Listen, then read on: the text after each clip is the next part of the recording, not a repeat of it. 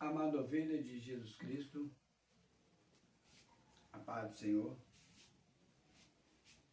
Hoje, dia 30 de novembro de 2025, estamos iniciando mais um culto. Este será o último culto do mês. Se assim Deus permitir, estando nós aqui no próximo domingo, será o primeiro culto do mês.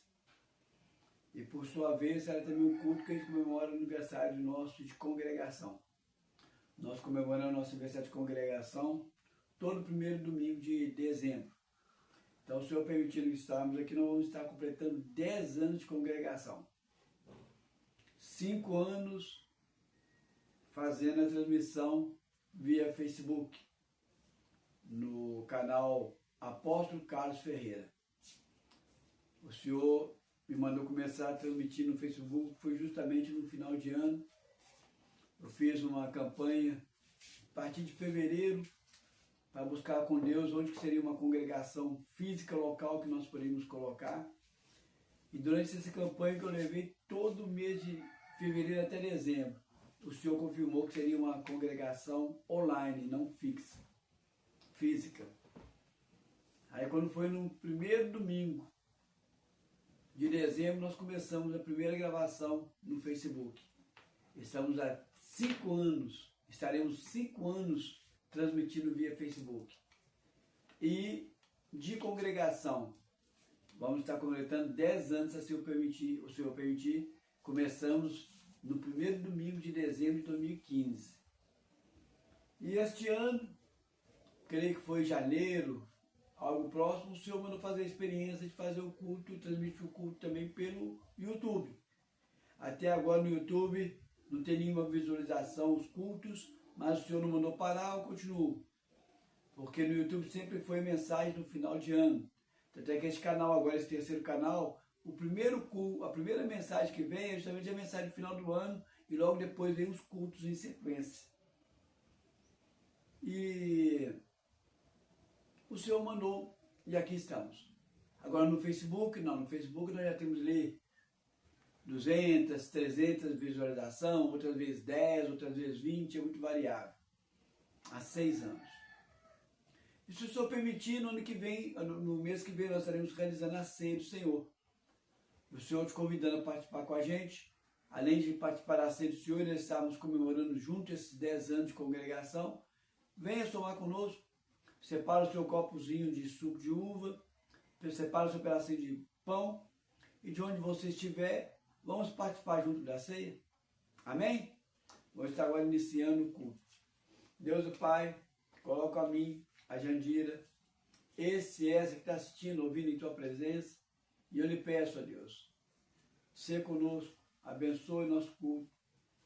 Sim, Senhor, leva cativo nossos pensamentos e obediência a Ti, para que a gente não venha dispersar e para que a gente possa absorver o que o Senhor tem para nós. Na autoridade que Tu me deste dos altos céus, faço cair por terra toda tentativa das trevas e dos homens de atrapalhar a realização desse culto, de atrapalhar a transmissão desse culto, e de atrapalhar desse culto chegar em quem o Senhor quer que chegue. O Senhor tenha primazia, Senhor. Em nome de Jesus, seja feita Tua vontade. Amém. Deus está aqui. Aleluia. Tão certo quanto o ar que eu respiro. Tão certo quanto a manhã que se levantará. Tão certo quanto eu lhe falo e podes me ouvir. Tão certo quanto eu lhe falo. Tão certo quanto eu lhe falo. Tão certo quanto eu lhe falo e podes me ouvir. Estarei colocando agora, na presença do Senhor, os pedidos de oração. Coloque o teu pedido em pensamento, que o Senhor possa estar contemplando e Ele contempla. E Ele responde segundo a vontade dEle. Deus e Pai, coloca nesse momento agora, Pai, o pedido de oração que está sendo formulado por essa que está assistindo, ouvindo. Coloca os pedidos de oração que está aqui na minha mão direita, em Tua presença. Coloca os pedidos que estão nessa caixinha que não foi respondido em Tua presença, ó Pai. Senhor, eu coloco também em especial esse trabalho, ó Pai, ministerial, ó Pai, essa missão que o Senhor colocou no meu coração para iniciar amanhã, ao longo de todo o mês de dezembro, a partir do dia 1º até o dia 31, em enviar e transmitir aquela carta, ó Pai, para todos que estiverem passando por aqui, ó Deus. Sim, ó Deus, que o Senhor possa estar, ó Deus, na direção. Essas cartas que estão sendo imprimidas hoje, ó Pai, que sejam movidas pelo Senhor, que não haja erro, ó Deus, que sejam feitas, ó Pai, com primazia, sem nenhum problema, ó Deus, e que essas cartas, ao serem recebidas, tanto as físicas, como também via online, seja impactante, que as pessoas possam sim ver a mensagem, entender o propósito da mensagem, que é orarmos pela tua vinda, e que possamos sim, Senhor, levantar o exército de oração. Esse é o objetivo, Senhor. Por isso eu coloco esse ministério em tua presença, eu coloco essa missão, e peço a Deus, abençoa, Pai, em nome de Jesus, que nunca venha faltar cartas para ser entrega, Pai, e que nunca tenha pessoas, Deus, ali para poder receber, e sempre tenha pessoas tirando, e sempre tenha cartas para poder entregar, em nome de Jesus. Sim, ó Deus, descanso tudo em Ti, ó Pai, em nome de Jesus. Amém? A palavra de Deus que o Senhor colocou no meu coração para falar agora, sobre provisão de Deus. Coloquei aqui só provisão. A provisão de Deus. Nós temos necessidade, nós temos metas, nós temos sonhos, nós temos coisas supérfluas que nós desejamos, nós temos coisas essenciais que nós desejamos.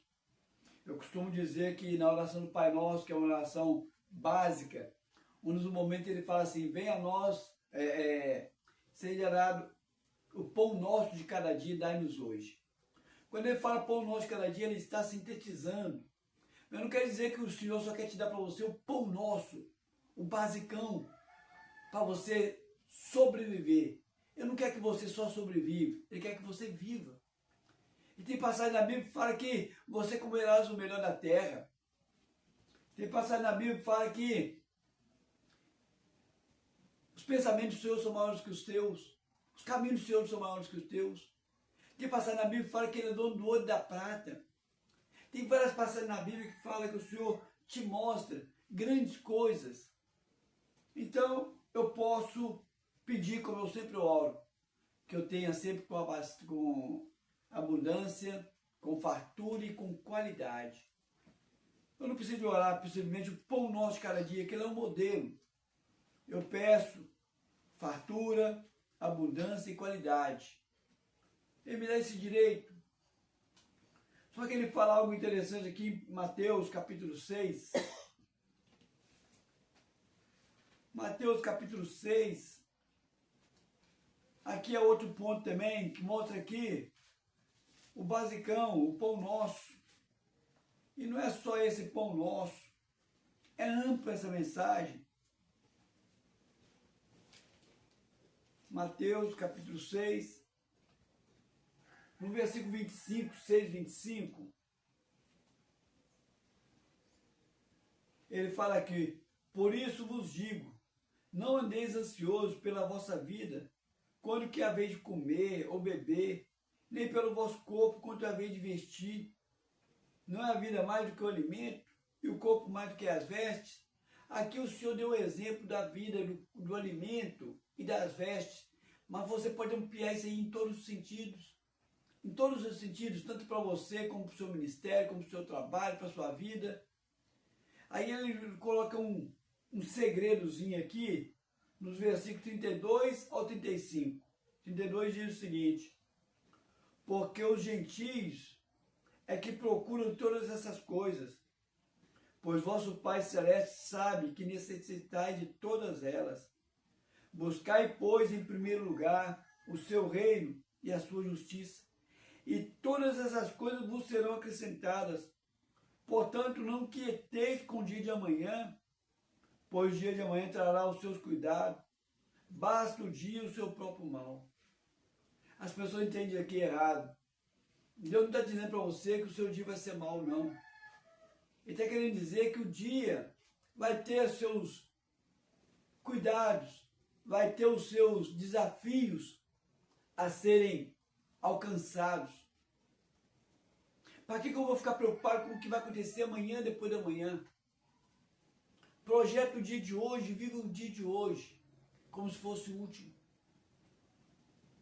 Só que ele fala para você que é o seguinte: pega a receita. O vosso Pai que está no céu, ele sabe que você precisa disso. O Senhor colocou no meu coração de levar, não apenas todo final de ano eu levo a mensagem online sobre orarmos sobre a volta de Jesus. Esse ano ele mandou eu fazer a carta física, como eu fiz também lá em 2015. Se ele colocou no meu coração para fazer isso, ele vai dar todo o sustento para que isso aconteça. Só que eu confesso que muitas das vezes eu fiquei inquieto. Cheguei até a incomodar minha esposa. Será que vai dar? Será que não vai dar? Como é que vai ser? Projetei algumas coisas que não eram da vontade de Deus, não aconteceu. Outras coisas que eu nem tinha pensado, Deus fez acontecer. Mas a coisa vai acontecer por quê? Porque é da vontade dele. Se ele deu para mim o querer, ele vai fazer com que aconteça o realizar. Assim está na palavra. É ele que coloca o querer e o realizar. Não era a vontade minha, era dele. Então por que eu tenho que ficar ansioso do que vai acontecer? Ele vai fazer acontecer. Nós temos um ateliê com a sua loja. E a Jandira tem vários sonhos, vários pensamentos, várias ideias. Eu também tenho, confesso que também tenho algumas ideias, não são tantas igual a delas. Mas vai acontecer só aquilo que Deus quer. E se é aquilo que Deus quer, Ele vai fazer vir a matéria-prima, Ele vai fazer vir o material, para que aquilo seja feito no tempo dele. É assim. Eu tenho necessidades pessoais, a Jandira tem necessidades pessoais, nós temos necessidade no lar de produtos de higiene, de limpeza e alimentação. Por isso que eu falo para vocês que não é apenas a veste, não é apenas a comida, mas tem materiais de limpeza, tem materiais de higiene. Deus sabe de tudo isso. Nós temos necessidades para o ateliê, nós temos necessidades para o ministério, MBATS. O Senhor sabe de tudo isso. Eu escrevi um livro em 1994, em julho de 1994. Lancei só a primeira parte, não lancei o livro até hoje. Não é por falta de sustento de material, é porque não foi o tempo de Deus. Porque no tempo de Deus Ele vai me dar a condição todinha. Ou vai vir alguém que vai querer abraçar o livro, uma editora, e ficar com ele, ou vai vir alguém que vai querer patrocinar o livro, ou eu mesmo vou ter recursos para fazer o livro. Mas não importa como, venha do Senhor. Só que ele deixa bem claro aqui, buscar em primeiro lugar o reino dos céus. Olha como é que é incrível. E a sua justiça. Não quero viver na vida aqui atropelando as pessoas, dando da lei de gesto, tirar vantagem em tudo, usar 2 pesos, 2 medidas, vender conforme a cara do cliente, tratar a pessoa conforme o jeito que você acha. Chega alguém na sua igreja, você põe no primeiro banco, outro você manda sentar nos últimos. A justiça do Senhor tem que acompanhar a sua vida e o reino do Senhor tem que estar contigo. Faz isso. Busca o reino dos céus em primeiro lugar e a justiça do Senhor e o resto vos será acrescentado. Porque ele fala ali atrás, porque o Senhor sabe que você necessita de todas essas coisas. Ele sabe. Olha uma das maneiras de receber o sustento de Deus, ou a provisão dele. Vem cá no Romanos 4. Romanos. Uma maneira bem natural de você receber a provisão de Deus. Romanos 4.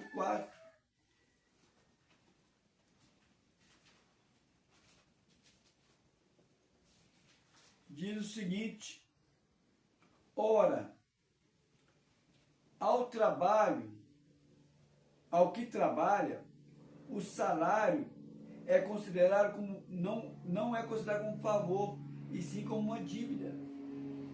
Se você trabalhou, você tem que receber. Não vou ir lá não, mas lá em Gênesis 3:19, quando o homem pecou, o Senhor falou para Adão: do suor do teu trabalho serás sustentado, comerás o pão. Uma das maneiras naturais do Senhor trazer para você a provisão é pelo seu trabalho. A pessoa não vai estar te fazendo favor nenhum, te dando seu salário, não. Não é uma dívida sua, não. É uma dívida de quem está te contratando para com você. De repente você trabalhou, você merece. É uma recompensa pelo trabalho feito. Uma outra maneira também aqui, que eu cito os dois, o trabalho com as mãos e a doação. Atos 18, livro de Atos, volta um pouquinho. Atos 18,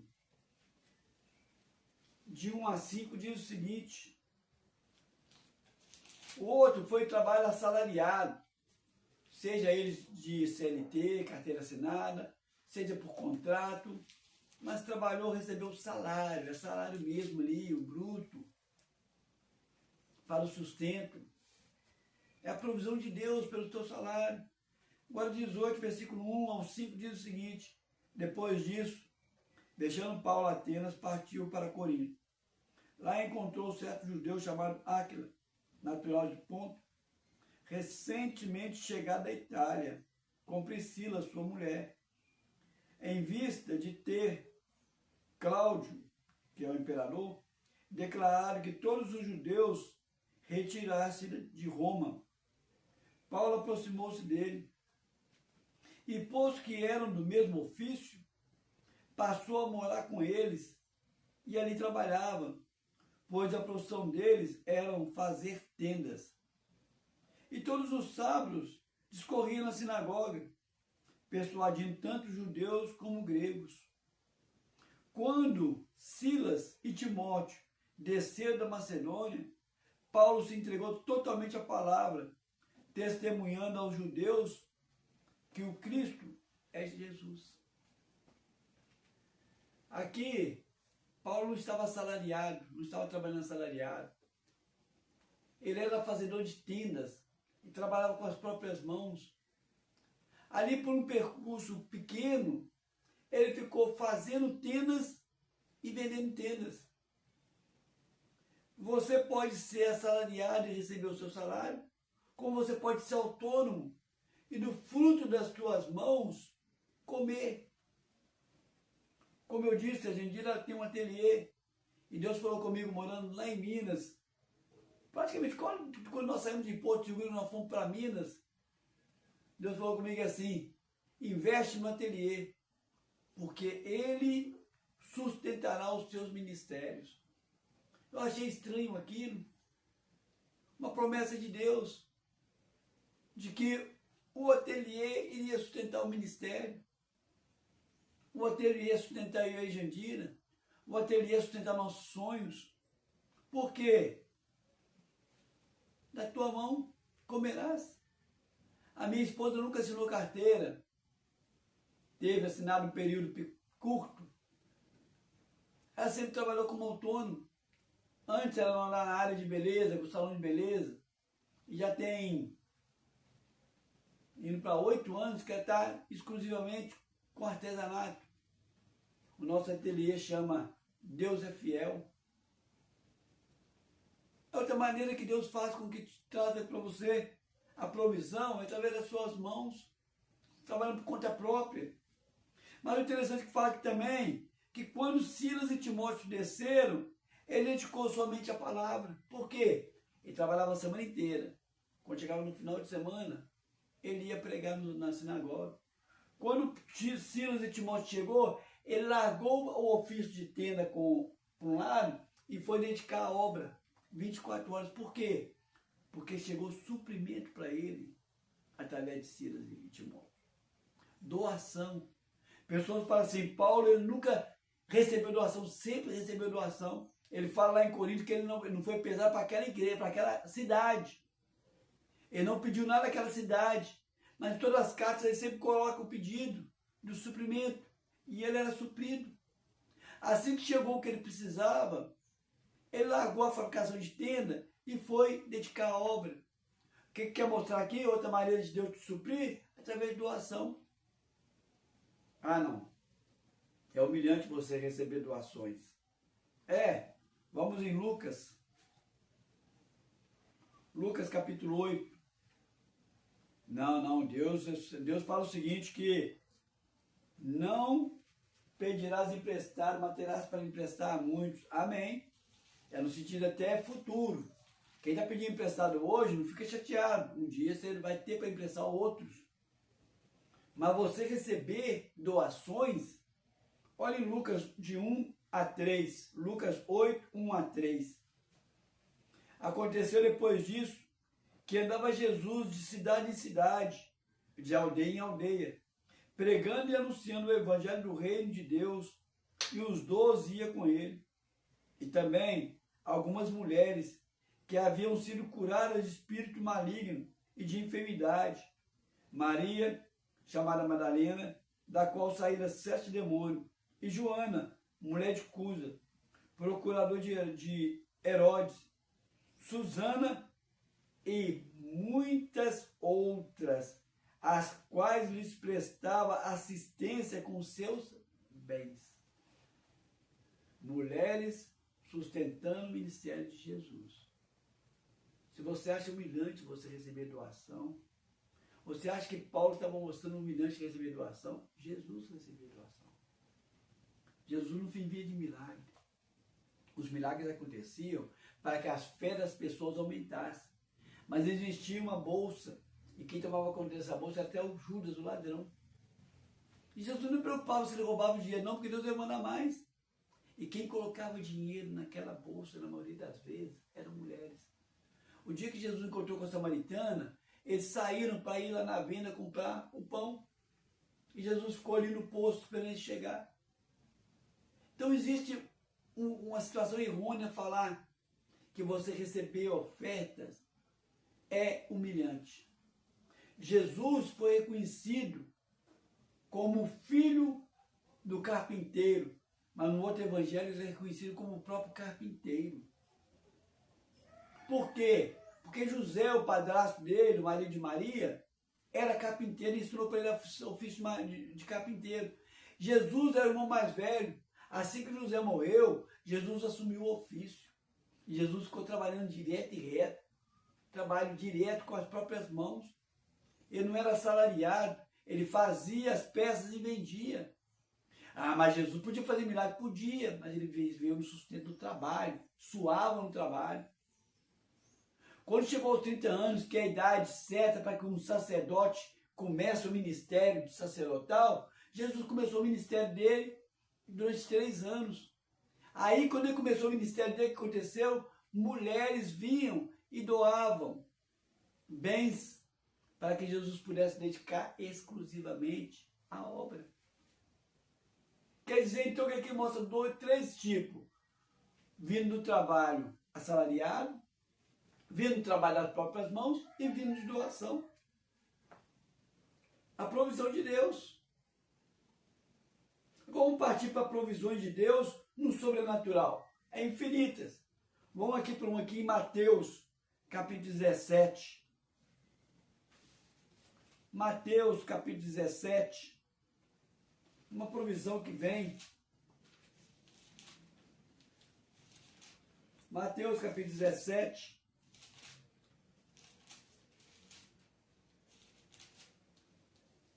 Do versículo 24 ao 26. Tendo ele chegado a Cafarnaum, 17 e 24. Tendo ele chegado a Cafarnaum, dirigiram-se a Pedro, os que cobravam o imposto das 2 dracmas, e perguntaram: não paga o vosso mestre as 2 dracmas? Sim, respondeu ele. Ao entrar Pedro em casa, Jesus lhe antecipou, dizendo: Simão, que te parece? De quem cobram os reis da terra impostos ou tributo? Dos seus filhos ou dos estrangeiros? Respondeu Pedro: dos estrangeiros. Jesus lhe disse: logo, estão isentos os filhos. Mas, para que não os escandalizemos, vai ao mar, lança-o ao anzol, e o primeiro peixe que fisgar, tira-o, abra-lhe a boca, acharás um estáter. Toma-o e traga-o para mim e para ti. Entrega-o para mim e para ti. As pessoas são muito equivocadas, que nem dízimo, não. É um imposto que é cobrado para a manutenção do templo. Então, todos os judeus, eles entregam esse imposto com muita alegria, porque eles sabem que esse imposto é para a manutenção do templo. Enquanto que existia um outro imposto que era cobrado, que era para levar para Roma. Aquele tributo de Roma, o povo tinha ódio de mandar. Mas este aqui, o povo tinha uma alegria de entregar. E indagaram para Jesus: por que o mestre seu e vocês não entregam esse imposto? Aí Pedro ficou meio desconcertado, falou assim: não, meu mestre entrega assim. Ele falou só para dar satisfação. Eu nunca tinha visto o mestre dele entregar esse imposto. Aí Jesus questiona para ele: os impostos têm que ser feitos de gente de fora. Ele colocou todos os judeus como gente de fora. Incrível essa passagem. Todos são criaturas de Deus. Ele coloca os judeus como um servo, um criado do Senhor, mas ele se coloca como o quê? Como filho. O filho não tem que pagar imposto. Mas para que não haja escândalo, vai lá. Para mim e para ti. Agora, o que a gente tira aqui sobre o sustento? A provisão de Deus. Ele fez aí a provisão de Deus dentro da boca de um peixe. Quer mostrar aqui que é o seguinte, que Deus pode te dar para você o seu sustento, a sua provisão da natureza. Você pode fazer colher da natureza, da plantação, de um achado, de um meteoro que cai do céu, de um ouro incrustado em um lugar. Ele pode fazer com que a própria natureza te apresente aquilo que você precisa. Tirou a moeda de dentro da boca de um peixe. Ele pode fazer de diversas formas, filho. Eu poderia falar aqui da multiplicação dos pães. É algo que acontece assim, que multiplicou-se. Nos quero contar um testemunho de uma pastora que ela fala que um anjo veio e trouxe para ela literalmente o dinheiro e pôs na mão dela. Outra vez apareceu lá. O Senhor pode fazer com que a natureza te forneça aquilo. Ou haja multiplicação daquilo que aconteceu. Uma outra maneira também de vir a provisão de Deus está aqui em Gênesis, capítulo 22.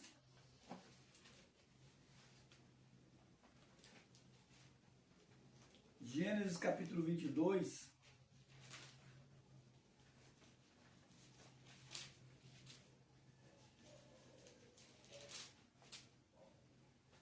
Dos versículos 9 ao 13. Chegaram ao lugar que Deus lhe havia designado. Ali edificou Abraão um altar. Sobre ele dispôs a lenha. Amarrou Isaque, seu filho, e o deitou no altar, em cima da lenha. E estendendo a mão, tomou o cutelo para imolar o filho. Mas do céu lhe bradou um anjo do Senhor: Abraão, Abraão! Ele respondeu: eis-me aqui. Então lhe disse: não estenda a mão sobre o rapaz, e nada lhe faça, pois agora sei que temes a Deus, porquanto não me negaste o filho, o teu único filho. Tendo Abraão erguido os olhos, viu atrás de si um carneiro preso pelos chifres entre os arbustos. Tomou Abraão o carneiro e o ofereceu em holocausto em lugar do seu filho. A provisão aqui, ela apareceu como que do nada. Mas não tinha como aparecer do nada, porque naquele monte ali, a primeira coisa que Abraão ia ver era aquele carneiro ali. E ele não ia ficar em silêncio, ele ia ficar debatendo. Durante todo aquele trabalho que Abraão estava fazendo, ele sabia que não tinha nada. Mas o Senhor faz surgir do nada a sua provisão. Você olha para todos os cantos, você olha todas as vezes, você procura de tudo que é jeito, na hora como que no milagre, na sua frente, aparece. Você fala assim, gente, mas como que eu não consegui ver isso? Em duas situações. Ou aquilo já estava ali, e você estava cego, você estava no escuro para aquela solução, e o Senhor vem te dar para você visão para você ver aquilo que já estava ali. Ou no caso aqui de Abraão, ele faz aparecer o que não existia. Quantas e quantas vezes que eu e minha esposa tivemos solução de sustento surgido do nada. Eu costumo falar com minha esposa, que eu costumo brincar, né? Que dela costuma sair soluções assim, como se tivesse numa situação em que tem uma escassez todinha, que não tem nada. Ela costuma sair uns pratos tão deliciosos, uma solução tão para o sustento. Nós estamos com a ideia para fazer alguma coisa ali, seja artesanal, seja o que for, não para sustento, não de necessidade, mas algo que a gente quer, de repente sai ali algo interessante. Ela fala comigo assim, Carlos, precisa de solucionar essa situação, de repente eu chego ali, eu faço, mexo, a situação está sendo feita. Vai aparecendo, vai brotando a solução daquela situação. É porque eu sou inteligente? É porque eu sou melhor? É porque minha esposa é inteligente, ela é melhor? Não. O Senhor fez vir. O Senhor fez aparecer a provisão. Uma palavra muito comum nos tempos atuais fala é a tal da resiliência. Resiliência. Você tem que ser resiliente, você tem que saber fazer com que a provisão venha, independente de qualquer situação. Mas eu confesso que eu e minha esposa, nós não somos resilientes, nós somos jesuidentes. É Jesus que dá para nós a provisão. Por mais que a gente tenha esse dom de resiliência, a gente percebe que provém do Senhor. Ele faz vir solução para nós de onde não tinha. Ou ele faz a gente perceber coisas que a gente não percebia. Pode vir pelo sustento do trabalho salarial? Pode. Pode vir pelo sustento do trabalho das mãos? Pode. Pode vir por uma oferta, por uma doação? Pode. Mas ele também pode fazer também com que as coisas surjam da natureza, como aquele peixe que vem trazendo a moeda. Como ele pode fazer com que você veja a solução que estava diante dos seus olhos, você não tinha visto. Ou ele faz surgir diante dos seus olhos algo que não existia. E você tem a solução a isso. Aí você dá graça a ele. Senhor, eu te dou graças, porque veio a provisão. Não apenas para o pão nosso de cada dia, para alimentar, para vestir, mas em todo sentido, porque ele sabe que você precisa disso. O MBATS precisa, o ateliê precisa, a nossa casa precisa, eu particularmente preciso, minha esposa precisa. Agora tem uma outra provisão também, essa vem pela aquilo que não existia, aquilo que não se via, mas é a provisão que vem em cima de coisas que você já tem e que você não valorizava. Segundo Reis, Senhor, como é que eu posso fazer isso, Senhor? De onde vai vir a resposta do Senhor? Ele te dá a resposta em cima de algo que você já tinha. Segundo Reis, capítulo 4,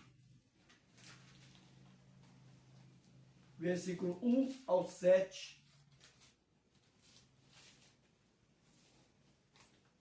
Certa mulher, das mulheres dos discípulos, dos profetas, clamou a Eliseu, dizendo: meu marido, teu servo, morreu, e tu sabes que ele temia o Senhor. E chegando o credor para levar os meus 2 filhos, chegar o credor para levar os meus 2 filhos para lhe servir de escravo, que estava devendo. Eliseu lhe perguntou: que te hei de fazer? Diz-me, o que é que tens em casa? Ela respondeu: tua serva não tem nada em casa, senão uma botija de azeite. Então disse ele: vai, peça emprestado, que não tinha vasilhas, ou era poucas, vazia, a todos os teus vizinhos, vasilhas vazias, e não poucas. Então entra, fecha a porta sobre ti e sobre o teu filho, e deite o azeite em todas as vazias, põe à parte as que estiver cheia. Partiu, pois, depois de fechar a porta sobre si e sobre os seus filhos. Estes lhes chegavam as vazias, e ela enchia. Cheias vazias, disse ela a um dos filhos: chegue aqui.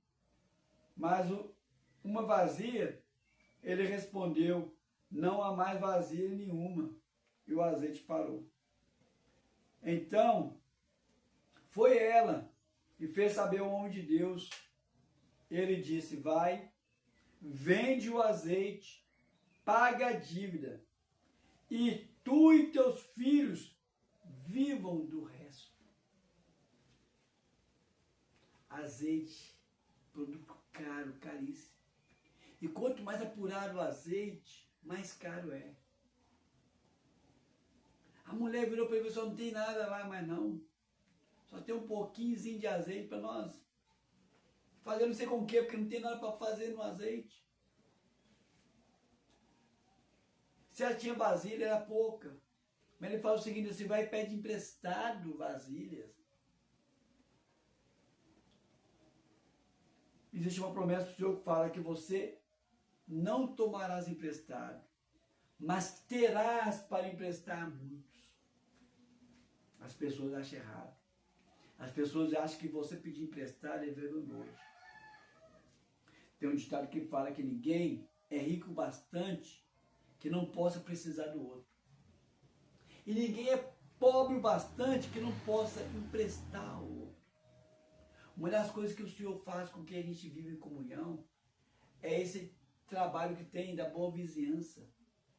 O seu vizinho te pede emprestado e você pede emprestado ao vizinho. Você tem para emprestar e o vizinho tem para te emprestar. Mostra que você é bem quisto pela comunidade, porque você precisou e já vieram logo te socorrer. Mostra que você é bem quisto na sociedade, por quê? Porque as pessoas têm livre acesso até você não é um bicho-papão, não. E você tem condições de socorrê-los. Isso não é nenhuma humilhação.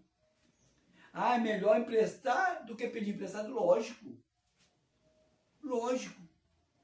Mas a palavra diz que terás para emprestar um futuro. Mas se hoje você precisa de emprestado, peça um emprestado. Essa mulher pediu emprestado vasilhas. O sustento do Senhor pode vir para você através de algo emprestado. Muitas vezes eu falo com o Senhor: o pagamento vai ser dia tal. Mas por que eu preciso de emprestado agora, Senhor? Faz com que isso venha de outra maneira, para eu não ter que pedir emprestado. Para você não ser orgulhoso. Para você dar chance para o outro te ajudar e ele ser abençoado. Porque todos aqueles que te abençoam são abençoados. Mas o importante também é o que acontece. Aquilo que você tem em casa que você não dá nenhum valor.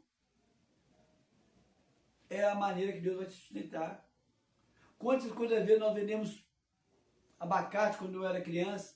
Porque nós tínhamos muito mais abacate. Minha mãe fazia bolinho de sardinha, fazia bolinho, suco. Nós vendemos suco, vendemos bolinho de sardinha.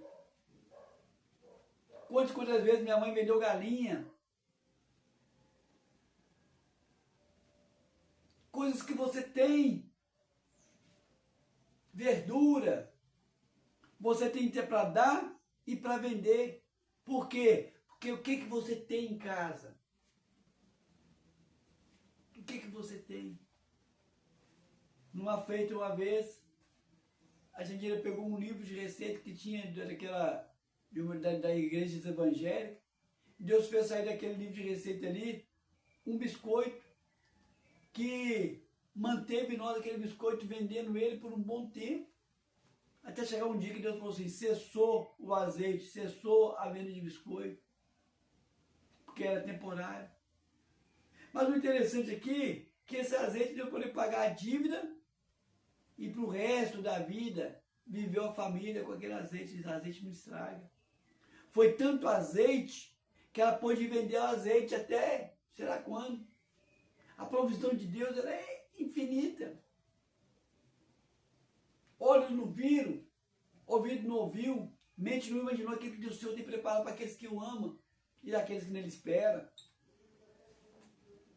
É incrível essa passagem aqui que você vê a importância de você pedir emprestado na humildade, você ter para emprestar e você também valorizar as pequenas coisas que você tem em casa, em suas mãos. O dom que você tem, que você não valoriza em nada. O que você tem em casa? Ah, eu só sei desenhar. Ah, eu só sei costurar, eu só sei isso aqui. Disso aí, o Senhor vai fazer um grande milagre. Não vai fazer de outra coisa, não. Vai fazer disso. Agora, o Senhor traz o sustento para você do seu trabalho. O sustento para você do trabalho das suas próprias mãos, do salário das próprias mãos, da doação, do empréstimo. Faz surgir o que não existia, ou a ideia vir na sua frente. Faz vir na boca de um peixe, faz vir da natureza, faz vir do que você tem em casa. Eu vou te mostrar uma última aqui, que é algo que você não espera mais. Acabou. Não tem mais jeito. Existe na mitologia grega sobre o fênix que renasce das cinzas. Olha para vocês verem aqui, nosso meio evangélico, Ezequiel. Algo que não tem mais jeito. Você fala assim, não, Deus vai fazer surgir de outra maneira. Deus vai me dar outra criatividade, Deus vai me dar outra coisa, porque disso aqui não tem jeito mais não. Daqui, meu filho, ó, não tem como sair mais nada. Nem se espremer não sai mais. Já era. Desiste dessa empresa. Desiste desse casamento. Desiste desse ofício. Desiste dessa receita. Desiste do que você está fazendo. Ezequiel 37, versículo 1 ao 10 diz o seguinte. Ezequiel 37, 1. Veio sobre mim. Ezequiel 37, versículo 1.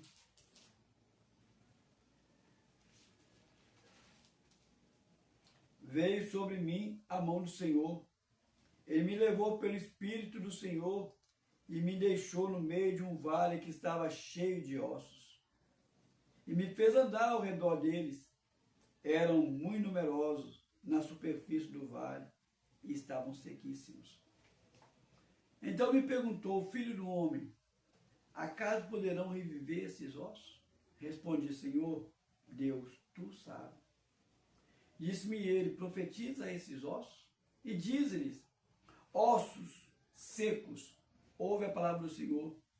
Assim diz o Senhor Deus a estes ossos, eis que farei entrar o Espírito em vós e vivereis. Porém tendões sobre vós, farei crescer carne sobre vós estenderei pele, e porei em vós o Espírito e vivereis. Sabeis que eu sou o Senhor. Então profetizei, segundo me ordenara. Mas ele profetiza ao contrário. Ele primeiro fala sobre o Espírito, para depois vir os ossos, que ele já fazia a hora certa.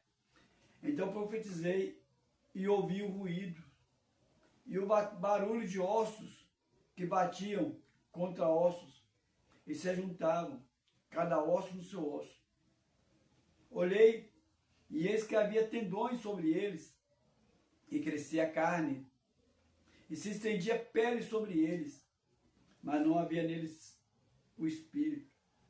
Então ele me disse, profetiza ao Espírito, profetiza, filho do homem, e diz-lhe, assim diz o Senhor Deus, vem dos quatro ventos, ó Espírito, e assopre sobre estes mortos, para que vivam. Profetizei como ele me ordenara, e o Espírito entrou neles. E viveram, e se puseram em pé, um exército sobre modo numeroso. Aí aqui embaixo ele fala que essa profecia aqui é sobre a volta do povo, de volta do cativeiro. Dizem também que isso aqui é uma mensagem profética sobre a volta dos judeus para Jerusalém, depois que Hitler fez aquela fucilação todinha, depois que os russos fizeram, depois que os chineses fizeram, depois que o povo sofreu na boca, todo mundo voltaram para Jerusalém. E cada etapa do retorno para Jerusalém era uma etapa dessa aqui, era ossos, tendões, e formando até ressurgir de novo a Israel que a gente conhece hoje. Mas isso serve também para o nosso dia a dia. Aquela situação que você pensa que já está morta, que já foi embora, não existe mais. Você acha que o Senhor vai fazer ressurgir algo novo. Você acha que o Senhor desistiu daquilo e vai te dar algo novo, ideias novas, projeto novo, casamento novo, marido novo, filhos novos, vai fazer algo diferente. Mas não, o Senhor simplesmente vai fazer com que você tenha de volta a restituição daquilo que o diabo te tomou. Ele te faça restituir aquilo que você nem consegue imaginar mais, porque no seu ponto de vista, aquilo já passou, aquilo já era, já não tem mais como. Quando a minha esposa recebeu a profecia de que ela iria ter um ateliê, ela falou assim, não, isso foi quando eu era solteiro, no início do meu casamento, eu e o Carlos tentamos junto, mas já passou, já era. Deus não quer aquilo para mim, não. O Senhor fez com que ressurgisse todos os dons, ressurgisse toda aquela vontade de fazer as peças que ela nunca perdeu.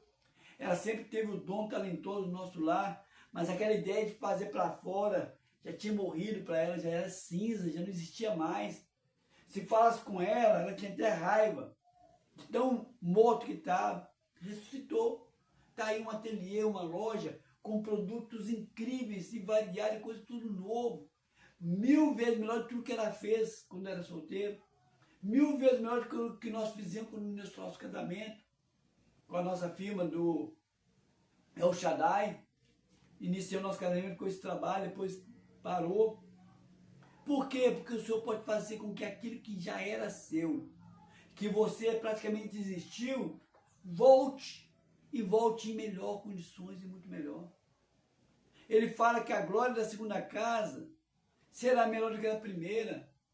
Aquilo que você achava que era glorioso, que se tornou cinza, aquilo que você achava que era glorioso se tornou esquelético, seco, sequíssimo, o Senhor faz ressurgir. Quer dizer que o Senhor ele pode fazer com que você tenha de volta exatamente aquilo que era seu. Faz ressurgir o que era seu. Ele faz com que você tenha de volta aquilo que o diabo te tomou. Mas também ele pode fazer com que você tenha algo novo. Que surja na sua mente assim, como você nunca tinha imaginado. Parece até que aquilo estava a vida inteira, você não sabia. Talvez estava mesmo, mas você estava cego para ver aquilo, ou então não estava, e o Senhor colocou naquele momento. O Senhor pode fazer com que seja feito para você a provisão como foi feito para aquela mulher, coisa que você tem em casa que você não valoriza, não dá valor nenhum, de repente se torna o seu sustento. Pode fazer também com que faça, com que venha doações, venha ofertas, venha também de sua própria mão o trabalho, ou que venha do trabalho salarial, que não é vergonha você receber o seu trabalho salarial. Mas o que importa é o que está aqui em Mateus. O Senhor sabe que você precisa de todas essas coisas. Não é só do basicão para sobreviver. O Senhor não te convida você a viver uma vida aqui na terra só de sobrevivência, não. Lá em Eclesiastes fala que é importante você comer, beber e se fartar com a mulher da tua juventude. Mas ele te dá um conselho, mas não esqueça que o Senhor vai tomar conta de tudo. Então, para você não levar uma vida aqui só de come e dorme, come e dorme, come e dorme, de luxúria, luxúria, luxúria, adquirindo roupas, roupas mais roupas, enchendo a sua casa de coisas, ele pede para você, busque em primeiro lugar o reino dos céus, a sua justiça. Aí sim, o que você precisa para sustento, o que você precisa para vestir, o que você precisa para embelezar, o que você precisa para o que for, ele te dá, porque ele sabe que você precisa.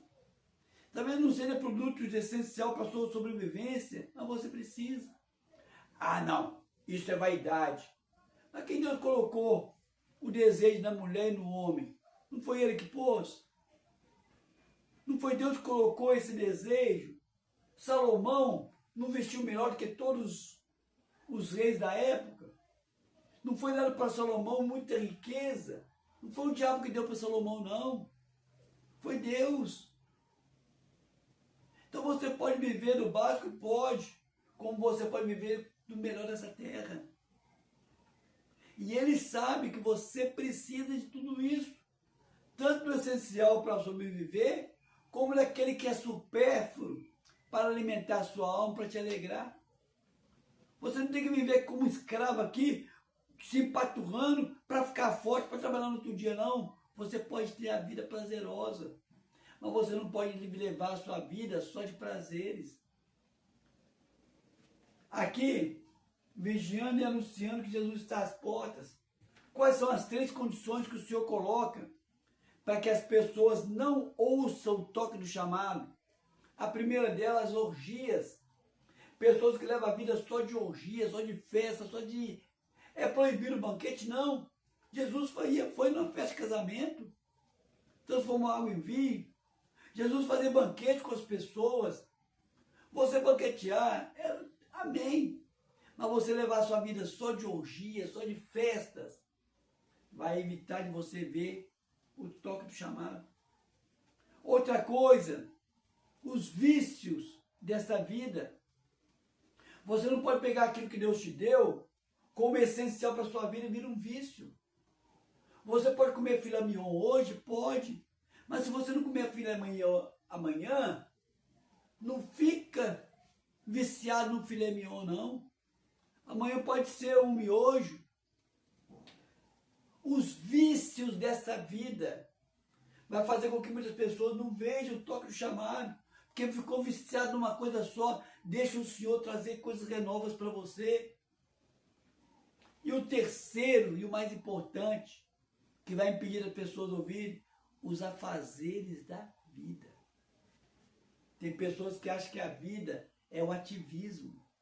Se eu não estiver fazendo, se eu não estiver produzindo, se eu não tiver, eu não vou. Jesus contou uma feita que diz que um homem tinha colhido bastante. E ele falou o seguinte assim, eu vou fazer um celeiro maior para mim, para poder guardar tudo que eu tenho. Aí Jesus falou o seguinte assim, louco, essa noite mesmo eu vou recolher a sua vida. Para quem vai ficar tudo isso que você está guardando no celeiro? A minha esposa costuma falar que Tudo que ela tem, ela procura usar. Ela procura usar porque ela não sabe se ela vai morrer amanhã. Se ela morrer amanhã, outros vão usar. Então os antigos tinham mania muito grande de ganhei uma vasilha bonita, vou guardar. Ganhei uma roupa bonita, vou guardar. Morre, deixa tudo aí. Louco. Desfruta do que Deus te deu para você hoje. Mas não seja também ambicioso de ficar na ansiedade dos afazeres da vida, porque isso é um dos grandes motivos que vai fazer muitas pessoas não ouvir o chamado. Você tem que confiar em Deus, saber o seguinte assim, eu vou buscar do alto em primeiro lugar o seu reino, a sua justiça. Vou entregar minha vida nas tuas mãos e o Senhor vai me guiar para que eu venha fazer tudo na tua conformidade. Aí você vai ver o lazer, você vai ver o trabalho, você vai ver o ministério, você vai ver família, você vai ver satisfação própria, você vai ver satisfação dos outros, tudo com equilíbrio. Eu tive um pastor que falou que o pecado é tudo que é em demasia. Se você comer mel demais, vai te fazer mal. Mas o mel não faz mal? Faz. Faz. A maçã é deliciosa, mas vive só de comer maçã para você ver, vai te fazer mal. Nós precisamos ter um equilíbrio alimentar. Nós temos que ter um equilíbrio em tudo na vida. E o equilíbrio só vai vir sobre nós se você sempre buscar no alto em primeiro lugar. Eu te pergunto, será que não foi esse o motivo que você afastou do Evangelho? Ou você ficou na orgia, ou você se embriagou com este mundo, ou você se encheu de ativismo e deixou com que os afazeres te distanciassem de Deus? Será que você também não afastou do Evangelho porque a provisão não veio, porque você não conseguiu enxergar, não deixou Deus ser Deus na sua vida em primeiro lugar, e você não viu aquela necessidade sua na ótica de Deus? Te convido agora, volte ao caminho do Senhor. Ora após mim, dizendo, eu reconheço que muitas vezes contemplei os meus pecados, contemplei os pecados dos meus irmãos, contemplei as circunstâncias, não entendi os teus propósitos e afastei de ti, mas arrependido eu volto. Peço que o Senhor volte a ter comunhão comigo. Peço que o Senhor me ajude a voltar a ter comunhão com meus irmãos. Perdoa-me nessa minha falha, em nome de Jesus. Amém? Agora me dirijo a você, que talvez não consiga entender muito bem o que significa isso. Talvez você já experimentou isso uma vez ou outra na sua vida, mas leva uma vida de milagre. O milagre é até no seu próprio trabalho, o milagre do dia a dia, entregando sua vida ao Senhor Jesus. Ora após mim dizendo, eu falo meu nome, você fala o seu. Eu, Carlos, você fala o seu nome. Reconheço que muitas vezes entristeci o teu coração com pensamentos, com palavras, com atitudes e até com omissão. Peço perdão agora. Também reconheço que eu não consigo conduzir minha própria vida, como foi falado aqui, e muito menos ser espelho para as pessoas que eu amo. Por isso eu coloco a mim em tudo que eu tenho, todos que eu amo em tua presença, para o Senhor fazer o que o Senhor bem quiser. Peço também que o Senhor escreva meu nome no livro da vida. E a partir de agora, de uma maneira consciente, eu reconheço Jesus como meu único e suficiente Senhor e Salvador. Amém? Vou orar por vocês. Deus e Pai, coloco esse e essa que aceitou o Senhor como Senhor e Salvador. Coloco esse e essa que voltou pelos teus caminhos e tua presença. Faça uma obra maravilhosa na vida deles, ó Pai. Em nome de Jesus. Amém? Volto a dizer, domingo que vem, o Senhor permitindo, estaremos realizando a ceia do Senhor. Se o Senhor te convidar, separe o seu pedacinho de pão, sua taçazinha de suco e venha participar conosco. Nós vamos estar celebrando tanto a ceia do Senhor, como a comemoração de 10 anos de congregação, se assim o Senhor permitir. Vou entregar agora a bênção apostólica. Deus e Pai, na autoridade que tu me deste do alto céus, coloco a minha, a Jandira, essa que está assistindo, ouvindo em tua presença. E eu determino Que tenhamos uma semana mais que abençoada, Senhor. Em nome de Jesus. Amém, amém e amém.